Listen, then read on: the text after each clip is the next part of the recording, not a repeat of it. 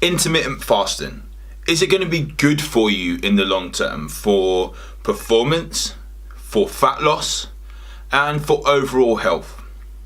Now, as Matt Fitzgerald mentioned on my podcast, that essentially intermittent fasting, or IF, is actually an example of people trying to be smart by half. So, trying to be too smart for your own good. What intermittent fasting is where you'll have a window of fasting and then a window of eating, usually something like 16 hours of fasting, 8 hours of eating, or 20 and 4, or like 14, 10, things like this. Some people will fast for a couple of days. Now, in terms of things like gut health, fasting could potentially be quite good. But that's when your gut health is quite extreme and you've tried other measures as well. Now, for performance, when we look at why does intermittent fasting potentially help people drop fat? Now, the reason for this is that you've got the window of fasting.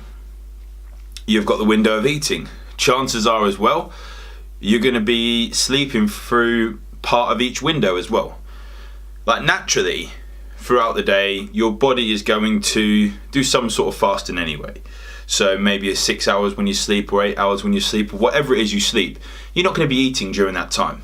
Some people might go to the extremes of getting up to have a protein shake, and honestly, I'd rather get more sleep.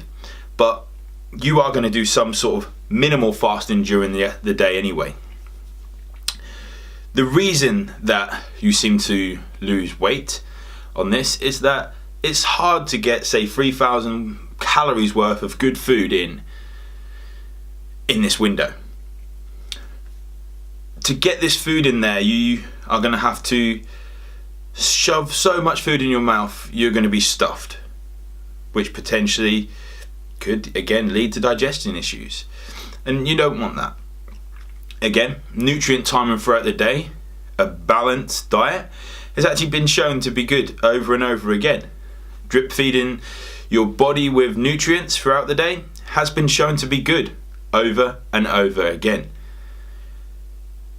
Intermittent fasting is something which people are just trying to have this name for a diet cult, so to speak. They want to be doing something that potentially other people aren't doing.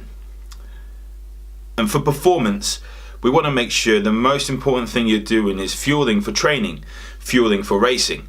Now, if you're training in the morning but your fasting window is in the morning, you're not going to recover very well from that. You want to get some fuel in after your session, get some carbs in there.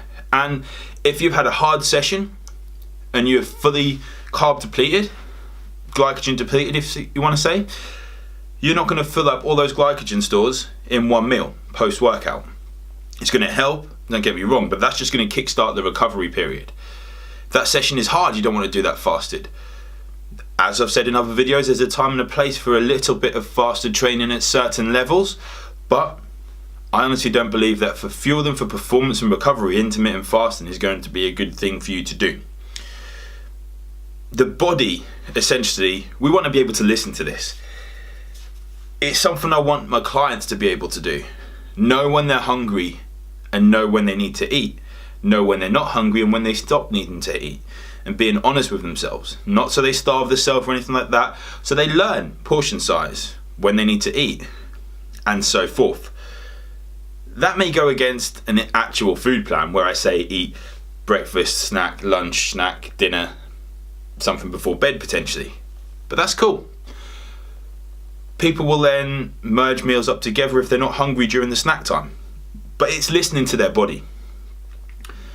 Your body wants to tell you these things. Now, if you're then forcing it to go fasted for 16 hours when it wants to have some food, you're going against what your body says. It's so unnatural to do that.